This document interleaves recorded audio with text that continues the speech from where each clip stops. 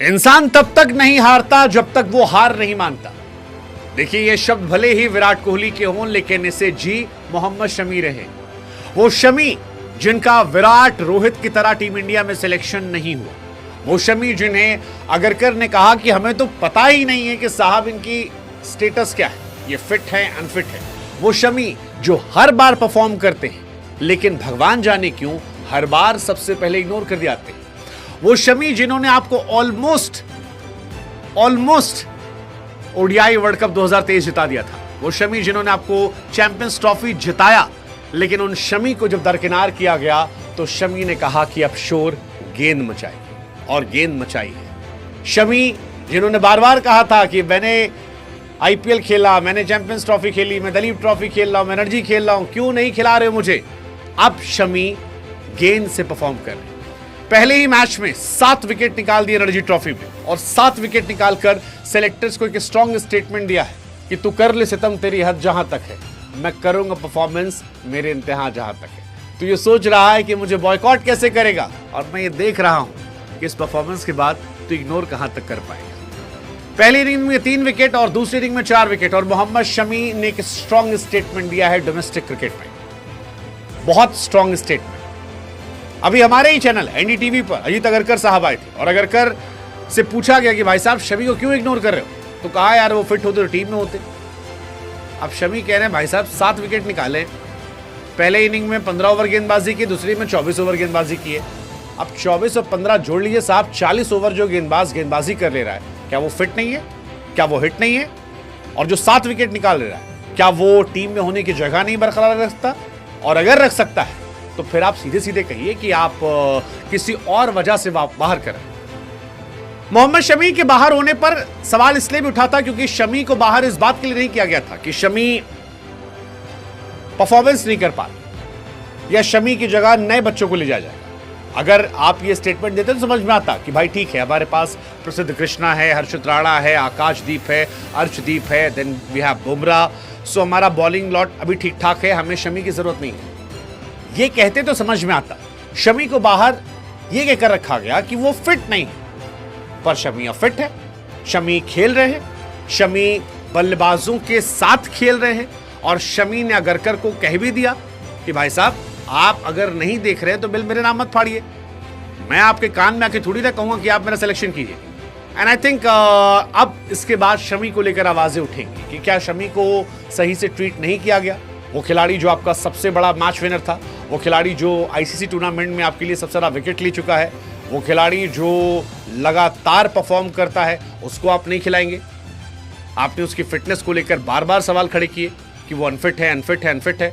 हालांकि शमी ने जो कहा था वो साबित कर दिया। रणजी ट्रॉफी की शुरुआत में ही बताया कि वो कितने बड़े खिलाड़ी हैं। 40 ओवर गेंदबाजी की, 7 विकेट निकाले, और एक स्ट्रॉन्ग मैसेज जो है वो दिया। अजीत अगरकर के अनफिट वाले बयान को झुठला दिया, और ये बताया कि वो इंग्लैंड दौरे पर भी फिट थे, ऑस्ट्रेलिया दौरे पर भी फिट है, आप नहीं ले रहे। 4 अक्टूबर को ऑस्ट्रेलिया सीरीज के लिए स्क्वाड का ऐलान हुआ था, 15 अक्टूबर से वो रणजी खेल रहे, और यही शमी ने कहा कि अगर मैं रणजी खेल रहा हूं तो फिर आप क्यों नहीं खिला रहे। चैंपियंस ट्रॉफी में भी 5 मैच में 9 विकेट निकाले थे उन्होंने, जबरदस्त गेंदबाजी की थी। शमी ने तब भी कहा था कि भाई साहब आईपीएल खेल रहा हूं, रणजी खेल रहा हूं, कैसे फिट नहीं, चैंपियंस ट्रॉफी जीत कर आया हूं। I mean that's shocking, but वही है कि जिसको नहीं लेना तो बहाने मिल जाते। बट शमी ने अपना काम कर दिया, अपनी साइड से मैसेज दे दिया। अब कहानी सेलेक्टर्स, वेल आप लोग जान चुके होंगे या नहीं जानते तो बता दें कि कल होने वाला है सबसे बड़ा मुकाबला इंडिया वर्सेस ऑस्ट्रेलिया। चलो अब दोनों टीमों की सबसे स्ट्रॉन्गेस्ट प्लेइंग 11 पर नजर डालते हैं, क्योंकि जब तक ये नहीं देखोगे तब तक अंदाजा लगाना मुश्किल है कि सीरीज में किसका पलड़ा भारी रहेगा। सबसे पहले बात करते हैं भारत की संभावित प्लेइंग 11 की। ओपनिंग में आपको नजर आएंगे रोहित शर्मा, और उनके साथ नए कप्तान शुभमन गिल। गिल इस बार टीम की अगुवाई करते नजर आएंगे। नंबर 3 पर कोई सरप्राइज नहीं, विराट कोहली का नाम फिक्स है। विराट अभी भी उस जोश में है जो किसी भी मैच को पलटने की ताकत रखता है। नंबर 4 पर आएंगे श्रेयस अय्यर, जो हाल ही में चैंपियंस ट्रॉफी में भारत के लिए सबसे ज्यादा रन बनाने वाले बल्लेबाज रहे। और हां, विराट दूसरे नंबर पर थे, लेकिन श्रेयस ने शानदार फॉर्म दिखाई।